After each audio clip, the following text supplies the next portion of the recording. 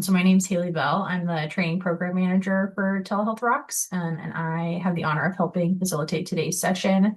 We're super excited to have you guys here for the fourth session of our Echo Light training series, supporting the whole child, connecting brain health systems and practice.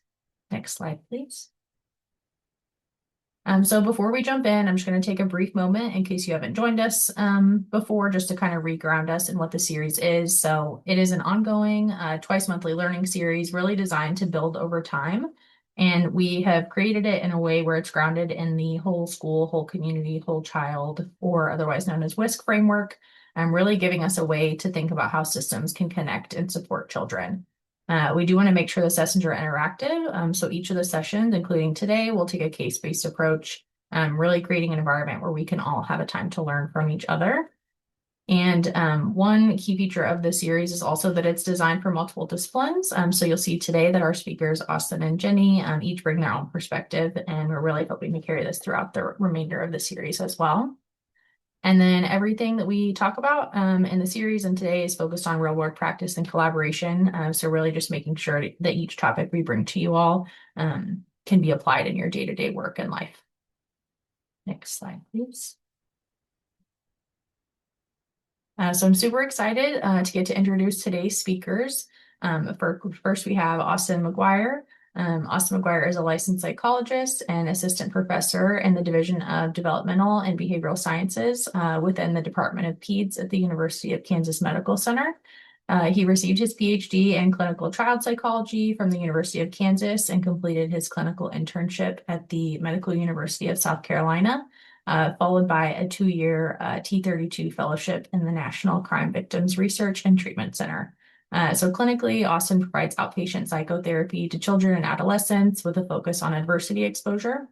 His research focuses on how understanding how adverse experiences such as maltreatment and community violence impact youth well-being, particularly around children and families that are involved in the child welfare system or living in poverty, as well as improving the implementation of evidence-based assessment and treatment for that population. So we're super excited to have Austin join us today.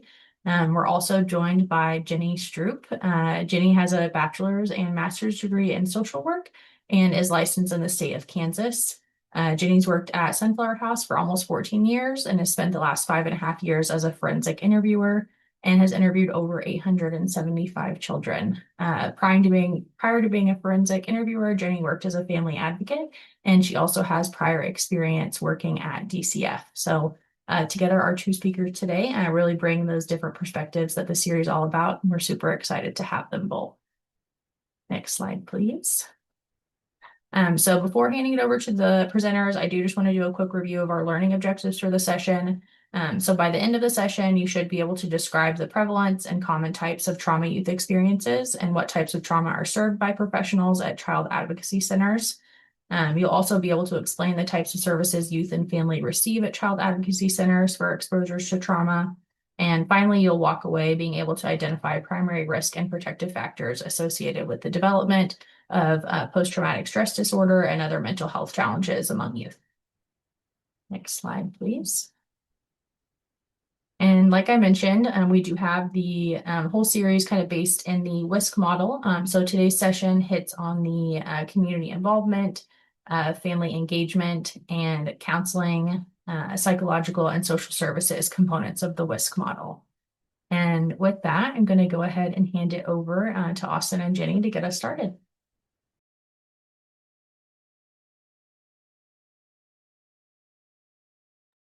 I already messed up the transition. There we go. Okay. Let me go through that. Is the screen still sharing? Okay. Yep, everything's good. All right.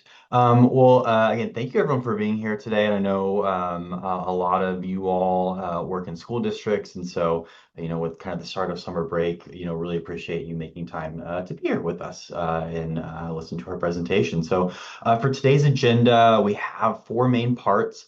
We'll start by talking about the prevalence of trauma exposure, what types of experiences kids have or are unfortunate to experience.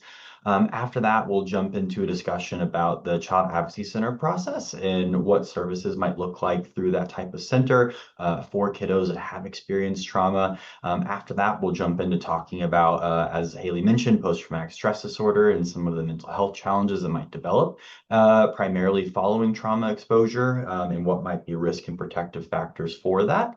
And then lastly, we'll finish with our case study discussion.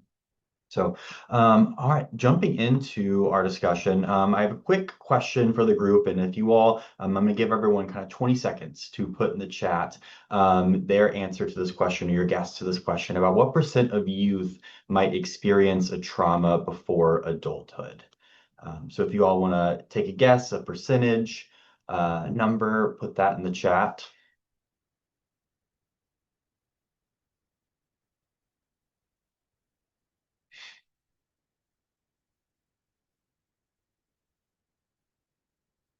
Mhm. Awesome. I appreciate the guesses. Yeah. Yeah, well, it seems that you all have a pretty good understanding of this. Again, these are great percentages that are very much the percentage that I had. So, again, unfortunately, it is a high number, and as we say, it's often the rule rather than the exception that kiddo has experienced at least one traumatic event before adulthood. With our national prevalence estimates and statistics really suggesting that 70% or more have experienced at least one event. And considering the types of events that really go into this number, we know, a large portion of these youth have experienced confirmed maltreatment with about 10 to 15%. Again, the majority of that being exposure to neglect, followed by physical abuse and then sexual abuse and emotional abuse. And again, really highlighting that this is confirmed maltreatment and likely probably an underestimate of the actual percent of exposure of abuse that kids or child maltreatment that kids experience during childhood. Moving beyond that, another large percentage of youth tend to experience different forms of violence. This can be violence in the home, violence in the community, violence as part of their social relationships that they have throughout childhood. And also recognizing, too, that a lot of youth will experience the death of a close individual, whether that be a sibling, a caregiver, or other type of close adult in their life. And again, this is only a small group of the different types of events that kids can experience. There's things like natural disasters, mass violence incidents, shootings, things like that also make up this very high percentage, unfortunately, that we have, primarily, thinking about kids in the United States. Now, another question for the group is what percent of youth experience more than one trauma? So again, if you all would be willing to take a guess, put the percentage that you think in the chat. Give you all a little bit to do that.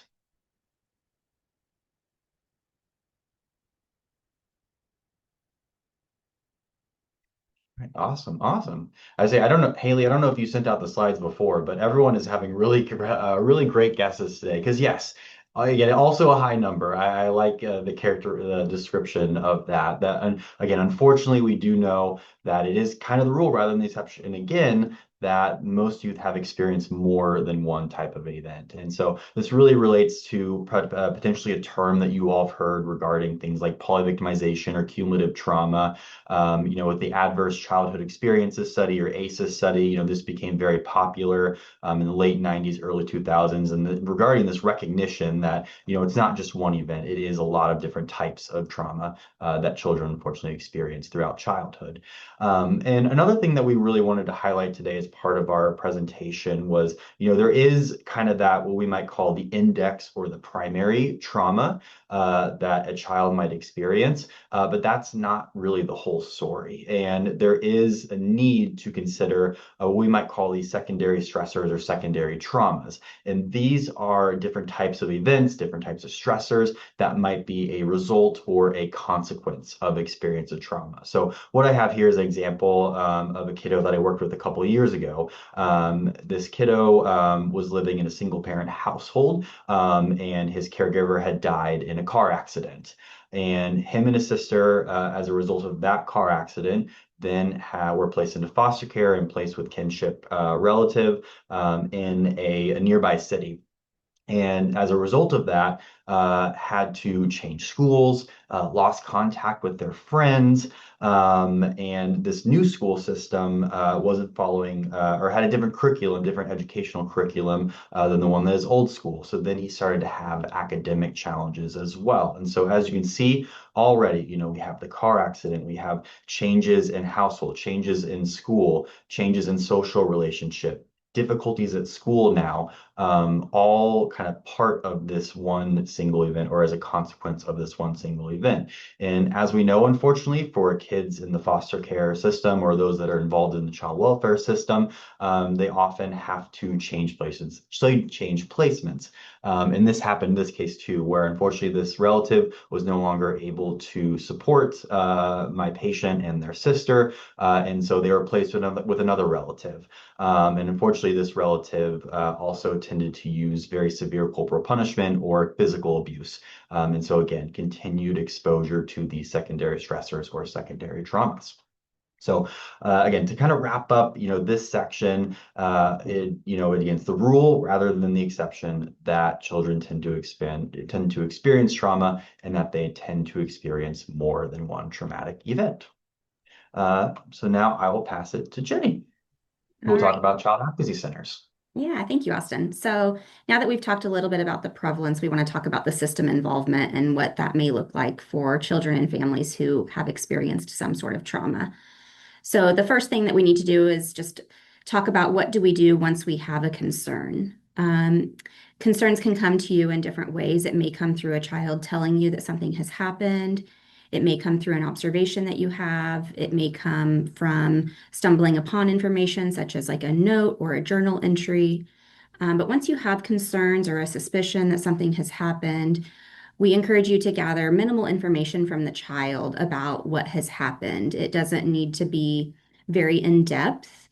You just want to gather information about who was involved in what happened, what's that person's relationship to the child, if the child is able to tell you that, what generally happened without going into too much detail, and then where did the incident occur? Overall, we just want to limit the number of people that are talking with kids about the concerns or about the allegations because we don't want kids to have to repeat themselves unnecessarily. Talking about it over and over can have a negative impact on the investigation, but also on kids as well. It's really important to remember, and I'm sure most of you know this because I suspect there's a lot of mandated reporters on this call, but you don't have to have proof to make a report to DCF or whatever your state's Child Protective Service agency is. All you have to have is a suspicion or a concern to make a report. So just remember that you don't have to have repeated statements or proof of some kind in order to make a report. The most important thing is just that if you do have concerns, please make the report so that the right people can become involved to determine next steps. Next slide. So considering that you've maybe made a report, we want to talk about what happens next. It's also important to remember that all reports made are not necessarily assigned for investigation. DCF or your state's Child Protective Service agency will determine if the concerns reported rise to the level of being assigned for an investigation. There may be situations where they need to reach out to the reporting party to gather additional information in order to make that decision. So it's really helpful if you're able to provide your name and phone number when making a report. You know the child better than the people screening the report. So it's important to provide that information in case clarification is needed. If the report does rise to the level of being assigned for investigation, then a worker within the child's residence or within their county will be assigned to make contact with the family to assess the concerns.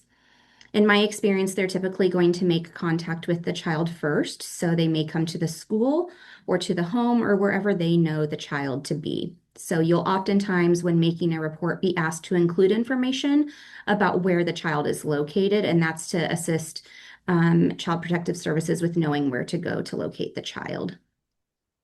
Once DCF becomes involved, they'll determine the next steps that happen, which may include a referral to the local child advocacy center, and law enforcement may also be involved in helping to make those decisions. Next slide. In case you're not familiar with child advocacy centers, I just wanted to provide a little bit of background information about what a child advocacy center is. It may be referred to as a CAC. So if you hear that acronym, that's what it may be referring to. But a child advocacy center is all about teamwork. It's about bringing together all of the professionals who are involved in a child abuse investigation and centering all of those professionals around the family and around the child so that children and families don't have to bounce from agency to agency. It brings everybody together in one space to collaboratively work together on serving the child and their family and doing that in a trauma-informed way. Next slide. I recognize that this may be difficult to read as it's very small, but I have included the link for you to be able to access this information. But this is a map for Kansas to just show the counties that are served by child advocacy centers, and then it's color coded to show which child advocacy center serves which county. So you should be able to find your county and then find the child advocacy center that serves your county. So I just wanted you to have that information. Next slide. So child advocacy centers work as a multidisciplinary team, which we refer to as an MDT. So at the center of that team is the child and family, and we are all, like I said, surrounding the child and family to come together and work together while keeping the family at the center of everything.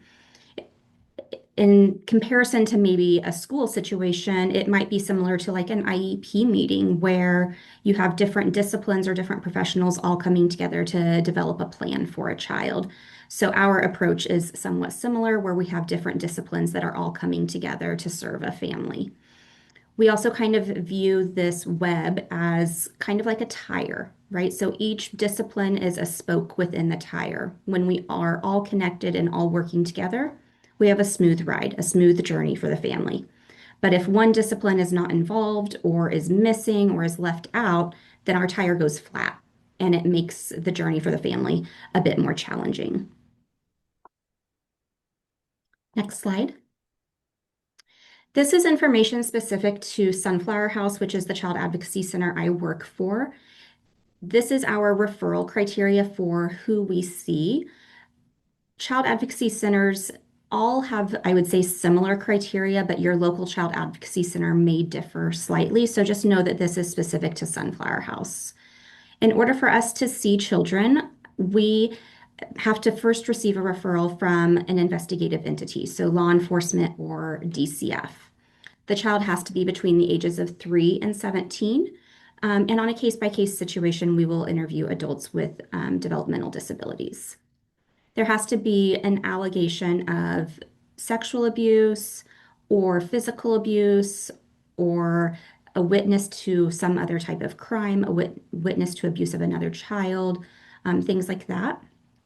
So I usually tell people if the child needs to be interviewed as part of an investigation, you should first consider referring the child to the child advocacy center that serves your area because there's a high likelihood that they will meet the referral criteria for the child advocacy center. Sexual abuse is the primary reason that we interview children. However, we do interview children for other reasons as well. Next slide. One of the services provided when a family is referred to a child advocacy center is a forensic interview for the child or children that were referred. A forensic interview is a structured conversation with a child. It's done in a developmentally sensitive way, and the intent behind it is to gather detailed information about events that a child has experienced and or witnessed. A forensic interview is done as part of a larger investigative process. So it's done when there is an open case with DCF and or law enforcement. Forensic interviews are conducted by trained forensic interviewers, and they should be done in a neutral way so that the interviewer doesn't come with preconceived ideas or biases in regards to what the allegations are. They are also audio and video recorded. That way, there's not a question or a debate about who said what or how it was said. It's all audio and video recorded, and it's observed by the assigned workers from DCF and law enforcement. The caregiver or the protective adult that brings the child is not part of the forensic interview, and they're not allowed to watch the forensic interview. That helps to keep it neutral. As we all know, kids are not always comfortable talking in front of their parents, so we need to remove that element to help them feel safe and comfortable to talk about anything that they may need to talk about. Next slide.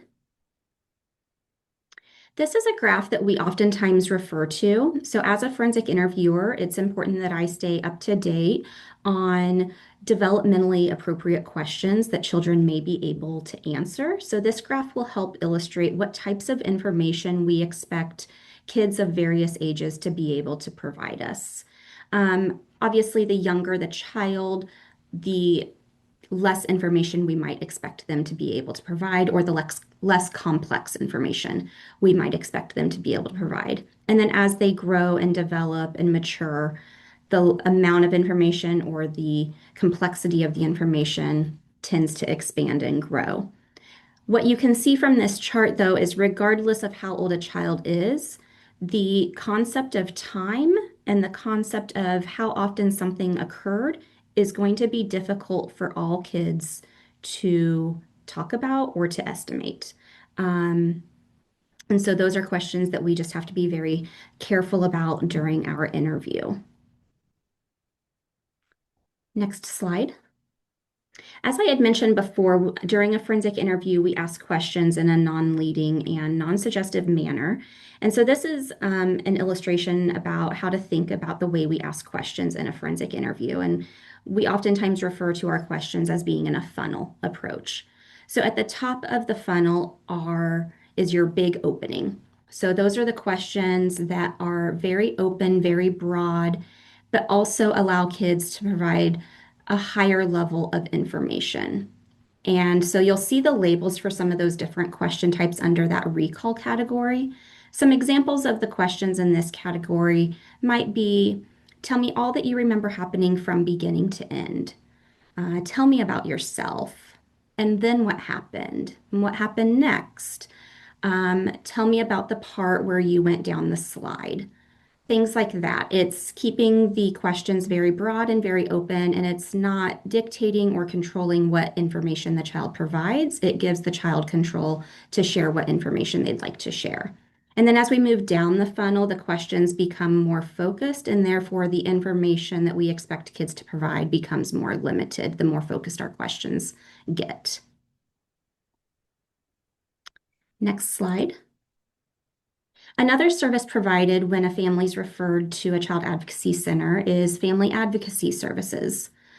So while the child is having their forensic interview, I had mentioned that the parent or protective adult is not able to watch or observe the interview. And that's because during that time, they are meeting with a family advocate who is going to help support them through the process. The family advocate will connect the parent or the caregiver with additional services and resources that may be available. That could include medical services if that's needed regarding the allegations, or it may mean therapy services as well. Some child advocacy centers have therapy on site, and other child advocacy centers may refer to local community providers. The family advocates also have follow-up contact with the caregivers after the forensic interview appointment. That is going to vary from center to center, but there's also an ability to provide support if there's any criminal or civil proceedings regarding the allegations and the concerns. There are also some child advocacy centers that provide education and community outreach. So they may go into school settings or other organizations where kids are to provide information about body safety and information about mandated reporting. We also do trainings regarding online safety. So a variety of different topics, but that's going to be specific to each center. Right now, all of the centers in Kansas are offering therapy services for youth who are displaying problematic sexual behaviors. So that's a relatively new service or a new program that's being offered, but that should be something that's available through all of the centers within Kansas. Most centers are serving youth age 7 to 12 with that program, and it involves the child and a protective caregiver to participate in that program. Next slide. And I'll turn it back over to Austin. Turn over to me. And really quick, Jenny, there was a question in the chat that might be a quick answer. If our county doesn't have a child advocacy center, who should we contact? That's a good question. I would suggest starting with the child advocacy center that is closest to you. Um, there are sometimes we have some counties around us that may not be served by a child advocacy center, but if they reach out, we may be able to assist them. So I would just suggest reaching out to your closest center to see if they can assist you. Awesome. Thank you for the quick answer to that. All right. So next, as we mentioned earlier, we're going to talk about some of the mental health challenges that might develop as a result of exposure to trauma, thinking in the weeks, months, and maybe years even after these types of experiences. So one thing to start with that I wanted to highlight is trauma exposure is something that we call a non-specific risk factor. And so kind of what that means is that, yes, we tend to associate exposure to trauma with things like post-traumatic stress disorder or other, very specific trauma-related challenges. But trauma exposure, through a lot of research, through our understanding of this, is linked with a lot of other health challenges, a lot of other more broad mental health challenges. It's almost to the point where you could probably, search the research literature and say, is trauma associated with this, and probably find some studies on it, just because, there are a lot of ways that trauma can affect an individual, and thus a lot of challenges that might arise as a result of these experiences. So, just wanting to mention that. And we also know that trauma exposure is a risk factor for additional trauma exposure in the future. So it kind of this cycle that can potentially happen. And so with all this, a common or kind of a key phrase I want us to keep in mind as we're going through these slides is that every child's response is unique to trauma. And I'm sure, if you all in your professional experiences or even personal experiences have, interacted with a child that has experienced trauma, it's probably likely that, no two children responded in the same way to the same event, that or even responded the same way even to the same event that went on. So just wanted to take a second to talk about, post-traumatic stress disorder, as that is one of the primary mental health challenges that children do experience following trauma. And as a mental health professional, highlight some of the key things that, we look for when determining whether or not a child may meet criteria for this diagnosis. So for PTSD, there's really kind of five main check boxes that a child has to demonstrate symptoms in for them to meet criteria. The first is that they have to experience trauma, and again, this being a life-threatening or very serious violence, sexual violence type of event. That's sort of the gateway or the door into these other symptom criteria. So once we've established that, yes, a child has experienced a trauma, we then look at these other symptom categories. The first, or one of these, is what we call kind of our intrusion category. And this involves symptoms or challenges related to what I kind of describe to children as sticky memories, where your brain is wanting, it keeps making you think about these traumatic memories or these traumatic experiences, even when you are not wanting to. This also includes nightmares. So again, even when you're sleeping, your brain is thinking about these events. So again, these are intrusive memories. They're hard to get rid of, and they happen very frequently. And there's also a lot of distress associated with these memories when you are reminded of what you have been through. And also, too, again, the criteria for PTSD is very similar for adults and children. There is specific criteria for children 6 and younger, but largely follows the same model. So we have our intrusion or our intrusion symptoms. Another big category, or one of our primary categories or criterion, is avoidance. So when children experience a traumatic event, they do not want to talk about these experiences. They do not want to see or go near people, places, or things that might remind them of these experiences. For example, if a child is in a car accident, they do not want to get in the car, or they may not want to ride on the highway if the type of the car accident was experienced on the highway. So again, there's a lot of avoidance, physical avoidance as well as mental avoidance. So again, children often are putting in a lot of effort to kind of push these memories out and try not to think about them. And this might also involve a lot of distraction techniques to kind of keep their mind off of these memories and off of these experiences that they've had. The next criterion is what I've kind of called or is describing as like changes in our thinking and mood.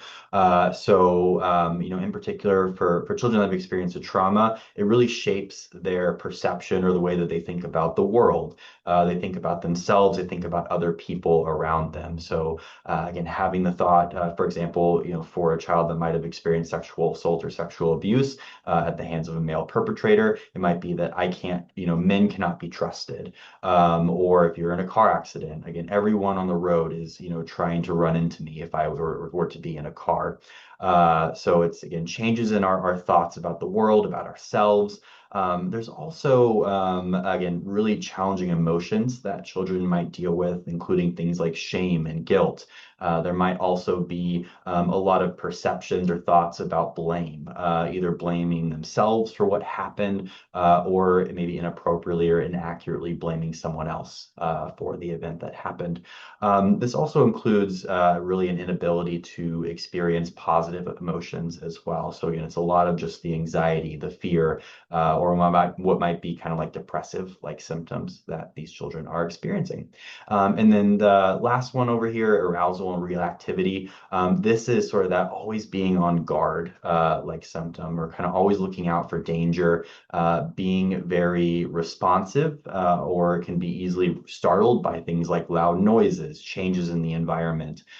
This is also where we might consider symptoms like sleep challenges and difficulty with concentrating showing up as well. So again, as a mental health professional, again, when I'm looking at making a diagnosis of PTSD related to trauma exposure, I'm looking at symptoms across all these categories and recognizing that a child has to display at least some symptoms in each of these categories. We're also considering the timing. So again, to meet criteria for PTSD, you have to experience these symptoms for at least 1 month.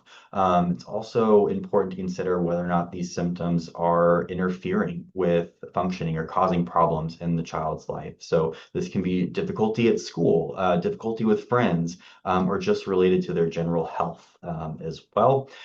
We also need to make sure we're ruling out that these symptoms are not the result of another medical complication, or maybe the use of substances, or things like that.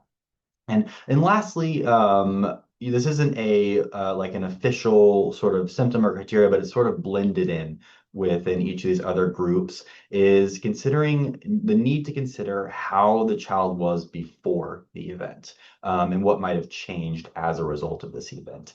Because I'm sure when I was describing some of the symptoms, you're like, oh, that might sound like depression. Or of course, things like poor concentration. That's also a symptom of ADHD. And so when we're looking at, again, what might be related to the trauma, what might have been sort of pre-existing or already there before, we need to take that into account. And it could definitely, very well be the case that, exposure to trauma, makes some of these other symptoms or some of these other challenges worse as well. And that's something we definitely take into account.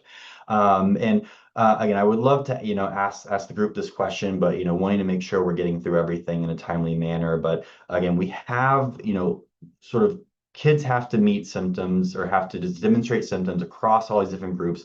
and it has to be for a month or longer because we really want to account for kind of the natural recovery or the natural response that people might have. Of course, when you've experienced a very threatening or a very scary experience, you're going to have some reactions to that. And that's not, a disorder. That's just being a human being. And so there's sort of all these other, important criteria that we want to consider.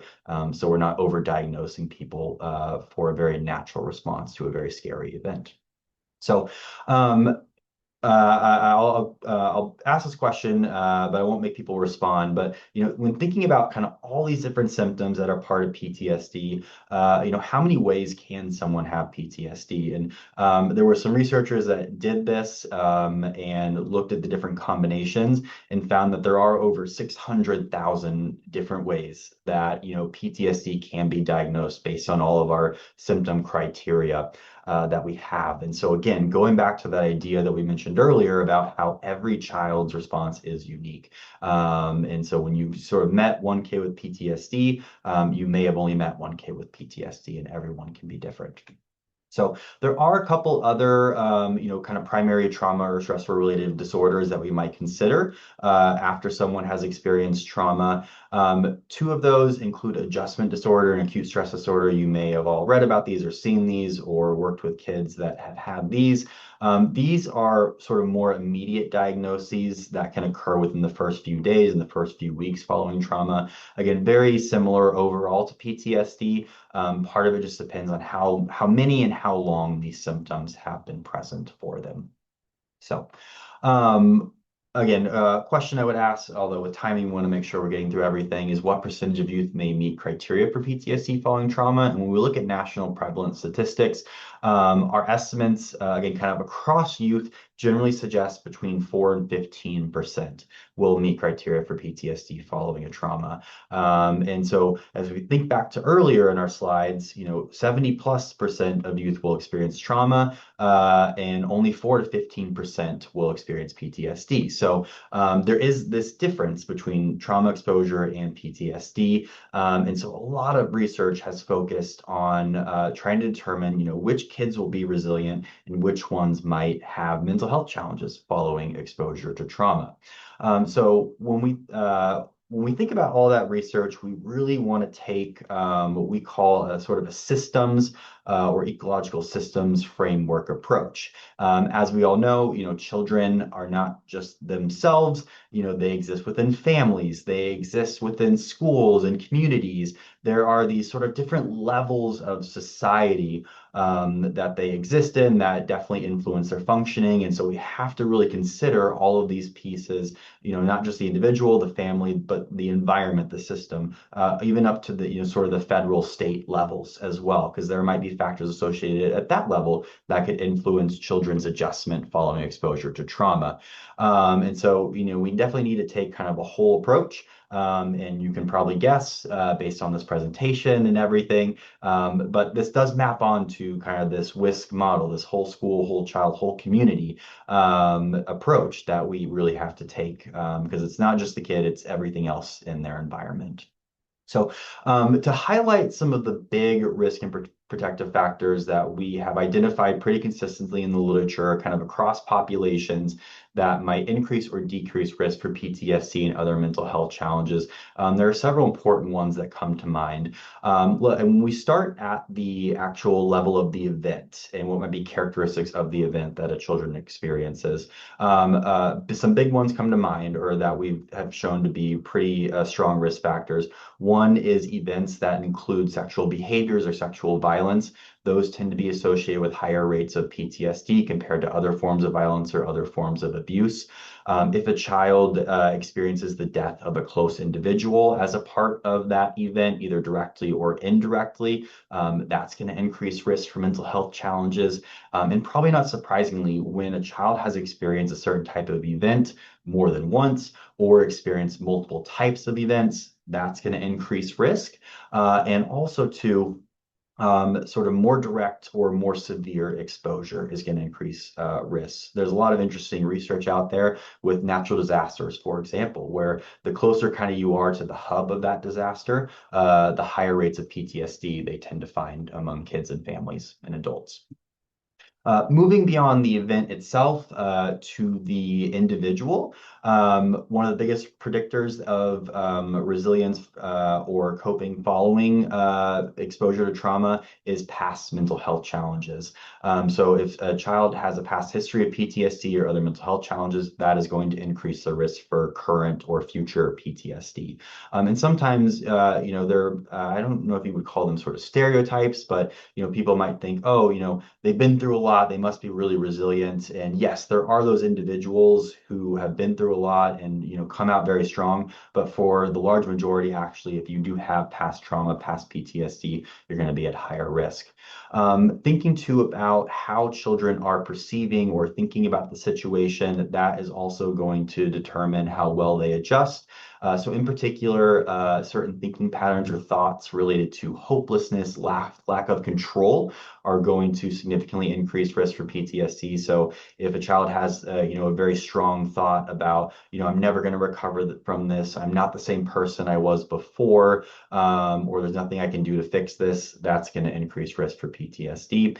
And then what's also going to determine risk is their ability to cope or what strategies they have to address these challenges. And in particular, one big one is avoidance. So if kids are kind of locking themselves in their room after a trauma, they're not going out anymore, they're not talking about these experiences in a supportive manner, that avoidance is just going to keep them caught in this sort of PTSD cycle that's going to increase their challenges.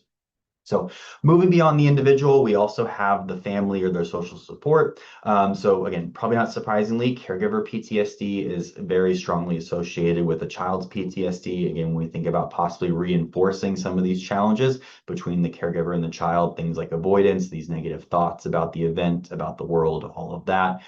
Children that come from very supportive families are going to be more protected from PTSD. Again, if there's open communication about emotions, for example, very supportive environment, active listening, things like that within the family, that's going to increase support and increase resilience. If there's one risk factor or protective factor that I want to highlight here for you all today, it's social support. So social support is a huge protective factor for children that have experienced trauma. And a key piece of this is just even the perception of social support is a protective factor. So you could be doing, nothing concrete or nothing instrumental for this kiddo, but if they believe you are a supportive individual and they think they have those supportive individuals in their corner, that's going to promote resilience and decrease the chances of them developing PTSD. And then we also have, evidence to suggest that kiddos from families with less resources are at increased risk for PTSD. And again, not that, for example, living in poverty is a risk factor, but we need to think about kind of the mechanisms that might be at play. And if you, for example, have a family that's dealing with food insecurity and we have all the stress of not having enough to eat, then you add on the stress of a trauma, it's going to make it that much more challenging to cope with everything going on. Moving to larger societal factors, access to mental health services is going to contribute to resilience or PTSD. Again, if you have better access to mental health services or you're able to get into mental health services more early, that's going to promote recovery and resilience. We know that individuals from racial or ethnic minority populations or other groups of individuals, other identities that experience a lot of discrimination, they tend to have poor adjustment at times following trauma. Again, thinking about societal support and access to services, that all of that might play a role in whether or not they are resilient following trauma. And then thinking too, as Jenny pointed out, the legal process and whether or not a child is involved in child advocacy center or is having to kind of tell their story to a lot of different individuals. If we're thinking about children and like high risk or high conflict divorce situations where there's a lot of back and forth, they're sort of pitted against each parent. Things like that are going to lead to challenges with adjustment. So Hey, again, Austin, I just wanted to let you know that it's 43 after. got it. Thank you. So going back to this, we really need to take this perspective of this systems level, and when we think about all the unique characteristics of what PTSD might look like, and all the unique characteristics of the child in their environment and everything. Again, this common thread through is that every child's response is unique to PTSD. All right.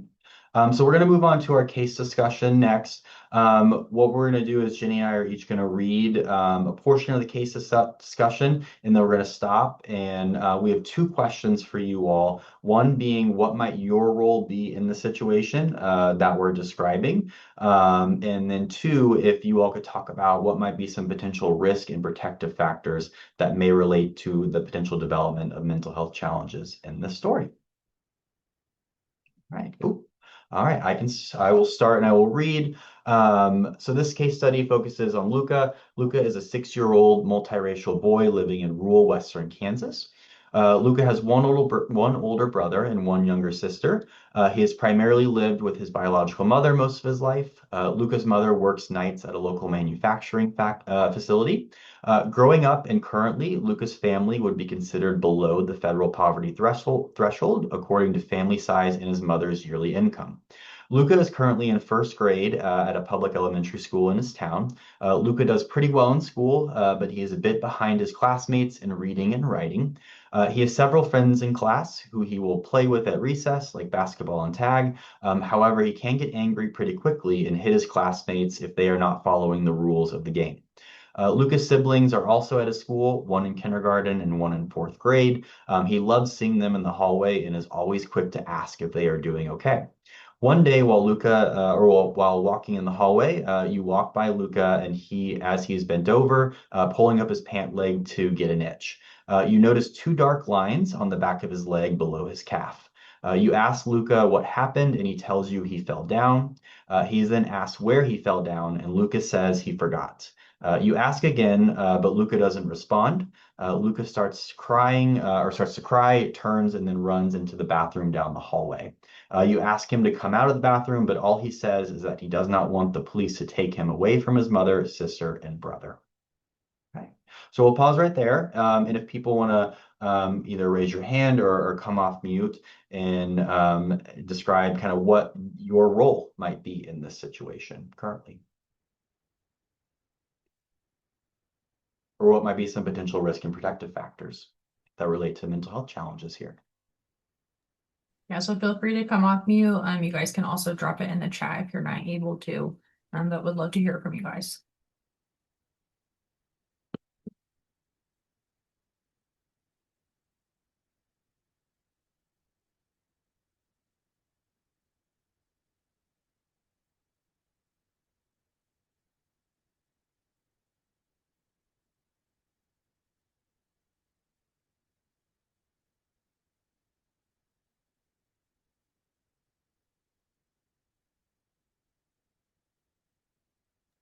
I think we've got a quiet bunch today. I don't know if it may be helpful, Austin, too. I know we've got some more kind of information on the case study as we move forward. So maybe once people have a little bit more information, they might kind of know what their part might be in the situation as well. Yeah, no, happy to do that. So, oh, thank you for Melissa. Melissa put in the chat, as an educator, maybe to send a referral to the counselor. So don't want to pry more on the point. Talk to Luca teacher is another response in the chat to see what Luca might have shared with others. Awesome. Thank you all. Okay. We'll move to the next slide. So eventually Luca is taken to the office with the help of another staff member, and it's decided that a report should be made to DCF for the concerns of physical abuse because the dark lines do appear to be bruises. So the report is made for suspected physical abuse, and DCF determines that the report meets their criteria to be screened in as part of an investigation into potential child abuse and neglect, given the nature of the bruises. A caseworker arrives at the school that same day to interview Luca as well as his siblings. And then the caseworker visits Luca's house to make contact with Luca's mother and his mother's boyfriend. This is not the first report that's been made to DCF regarding Luca and his family. There's been previous reports to DCF for possible neglect when Luca was in pre-K and he was involved in Head Start services through the school district. After the interviews are done at home in a home visit, as part of an initial risk assessment by DCF, a safety plan is created. And the safety plan specifies that Luca and his siblings will reside with their grandma and grandpa who live in a neighboring town that's about 20 minutes away from where Luca currently lives. Luca and his siblings will be allowed to see their mother under the supervision of his grandparents, but they will not be allowed to interact with his mother's boyfriend, who is now staying with his brother in the same town. So at this point, what might your role be in the situation? And also, what would potential risk and protective factors be that would relate to mental health challenges?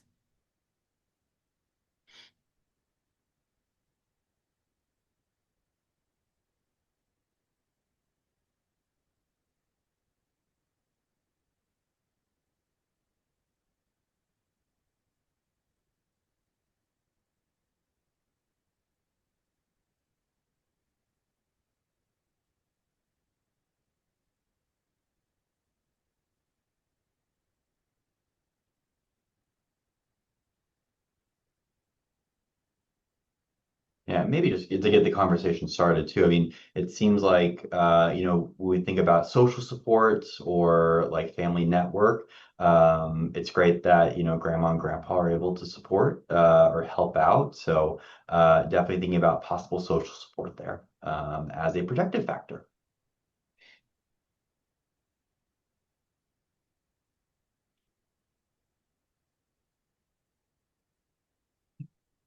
I say, and Janice put in the chat, he has siblings and grandparents. So again, thinking about social support, and going to the same school again, an excellent point. When we go back to the some of that conversation about secondary stressors, and it'd definitely probably be protective if he's able to stay in the same school, and not have to change schools. And again, wondering, whether grandma and grandpa have the resources, have the time to be able to drive, back to, each day, where he does go to school if they do live a little bit away.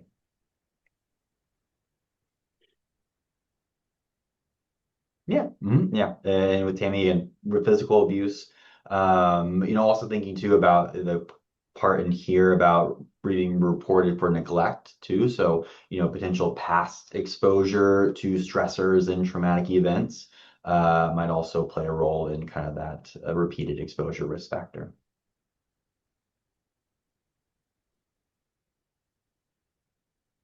Hmm.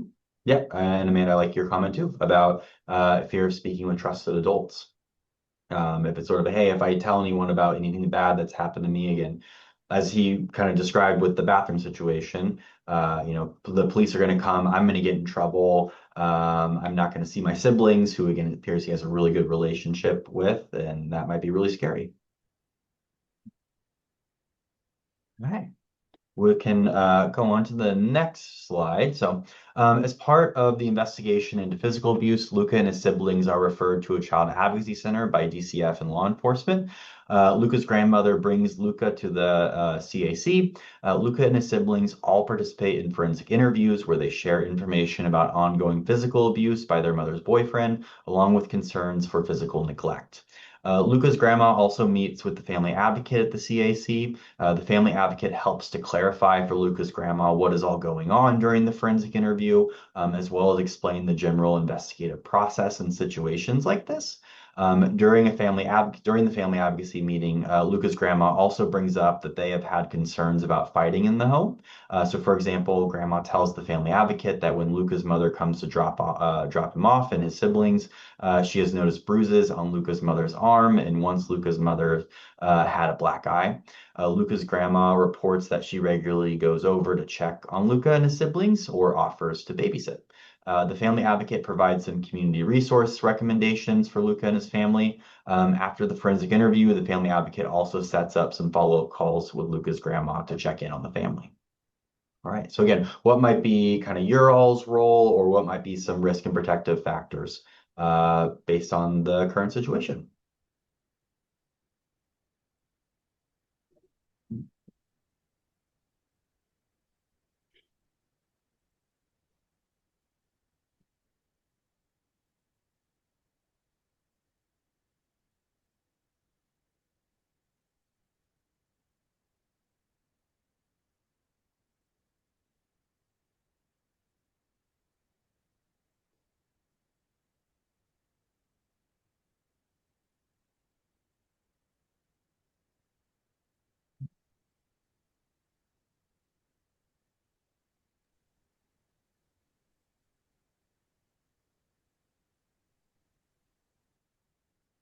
I'll say one that I'll mention is again going to a CAC, having that resource, as Jenny mentioned earlier, that when we're able to kind of not consolidate, but bring all that in and really have the child and family at the center of all of this process, and kind of have these resources and supports all in one place, and support this process, that can definitely be a protective factor in this situation.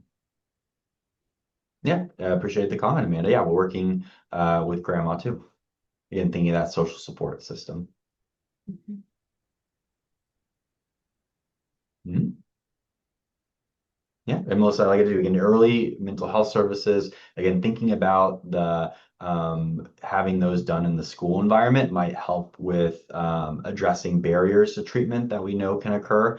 Again, if if grandma is currently watching Luke and his siblings, not having to drive to school, then drive to a mental health care facility, that can all be done kind of in one place. That would definitely be a very strong protective factor. Excellent. Thank you all. All right. Okay. So after the DCF and law enforcement investigation, Luca and his siblings are allowed to return home to live with their mother. Luca's mother's boyfriend is charged with abuse of a child.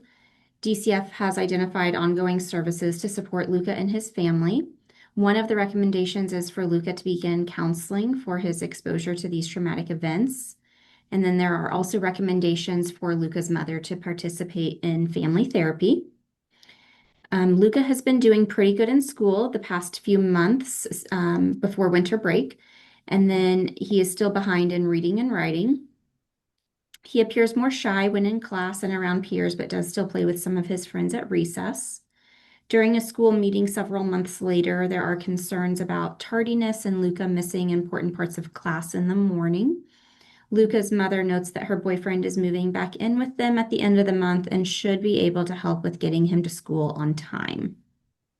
And then this is where our case study ends. So just overall, at this point, identifying what your role might be and potential risk and protective factors related to any mental health challenges for Luca and his family.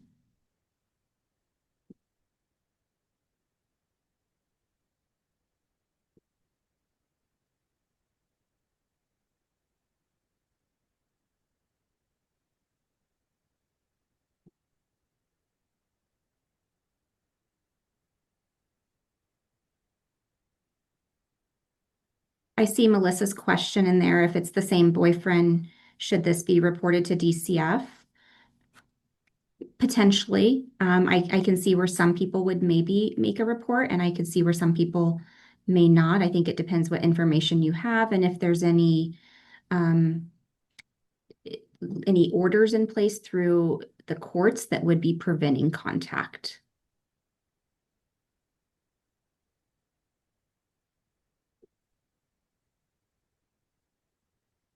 And Amanda, it sounds like, had a similar thought as far as contacting DCF about the boyfriend coming back in the household.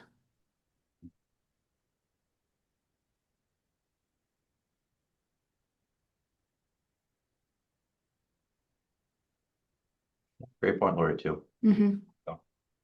We think about possible risk protective factors. Again, we know caregiver PTSD, caregiver mental health challenges is going to influence their ability to parent, their ability to support a child through an experience like this. And so, yes, caregiver mental health might be a risk factor, but having a caregiver who is able to engage in counseling and address those challenges can be a protective factor then, if they're better able to support their child.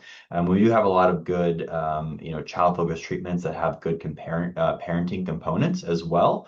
So things like trauma-focused CBT has a very strong family focus where, parents are learning similar skills to support, similar skills to what the child is learning to support dealing with mental health challenges associated with trauma exposure.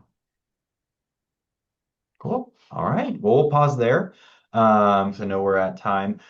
So today's Ripple, or kind of the key takeaways that Jenny and I really wanted to highlight. That also made us sort of think about this iceberg metaphor as well, where it's sort of, this is just sort of the tip, and there's so much more potentially going on underneath. Is, one, trauma exposure is common among youth, and youth often experience more than one event. So again, that index trauma may be the tip of the iceberg, but there could be a lot of experiences in their past or other secondary traumas that might happen in the future. We cannot make a change in a child's life unless we make that first phone call. So again, for a child advocacy center to be supportive, for there to be change, this information needs to be brought to light, and the proper agencies and individuals responsible for supporting that family need to be notified, and so that they can support. And then again, being a supportive individual is one of the best ways to protect against mental health challenges among youth exposed to trauma. And that's our ripples/icebergs.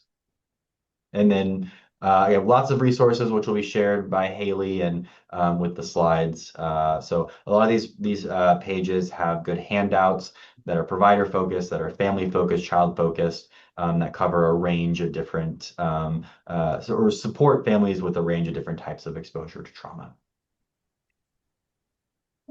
Right. Thank you guys so much. Thank you, Jenny and Austin, for kind of sharing your expertise with us and with the group today. I know we are at time, so just quickly, I do want to highlight that our next session is going to take place on June 10th. That session is focused on growing healthy habits, so looking at youth nutrition and school food systems. So we really hope you guys can join us for that one. It'll be Cassandra Warden and Bethany Frazier. They're going to be jumping into that topic. Next slide, please. And really just want to say thank you guys for being here today.